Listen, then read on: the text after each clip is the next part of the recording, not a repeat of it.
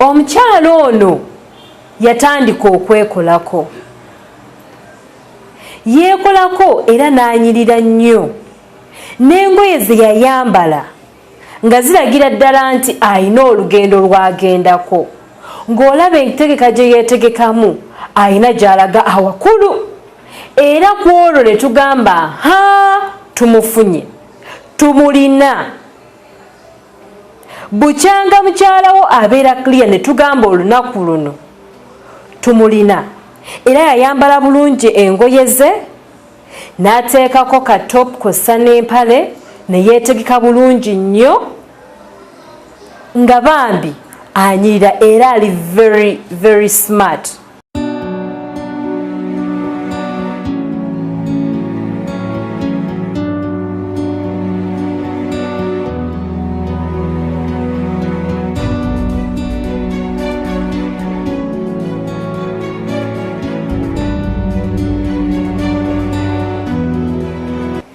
Bwatyo ne yeeyongerayo n'olugendo lwe gye yali alaga.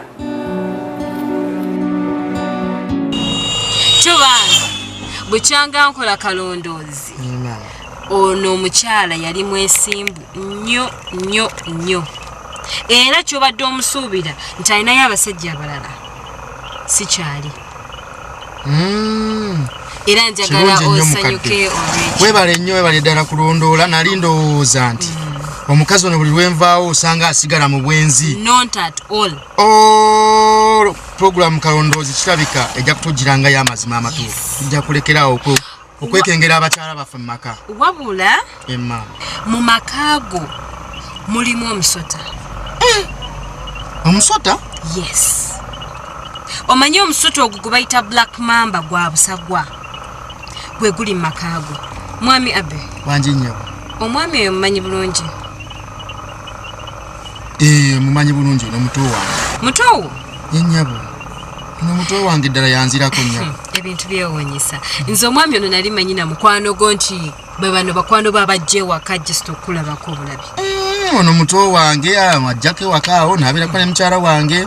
Nimbalekawo nengenda n'okukola oluusi. Nga balya nga banyumya banywa kacaayi. Mukyala wo talina kye yali agambyeko kikyamu kyonna ku muvubuka ono. Talina kye yali angambye mukyala wange kikutte ku muto wange. Kikyamu kyonna. Kakati Abe. Wangi nnyo. Omusota gwe nkugamba gw'olina mu makaago. Yennyabo. Ye muvubuka ono. Muganda woono buli lwavanga ewaka n'otambula ogenda okole yajjangawo. Era twamufuna enfunda nnyingi ng'ajja mu makaago. Ku lunaku olwo yasanga mukyalawo nga yeebase awujjadde ku buliri bwe, n'awulira akonkona, era oluvannyuma ennyo yajja amuggulire. Omwami ono bwe yatuuka yatuula mu ntebe, mukyalawo ow'empisa ennungi yafukamira wansi n'amubuuzaako abuuze ku mulamu we, era ye n'addayo waggulu ku buliri n'atuula.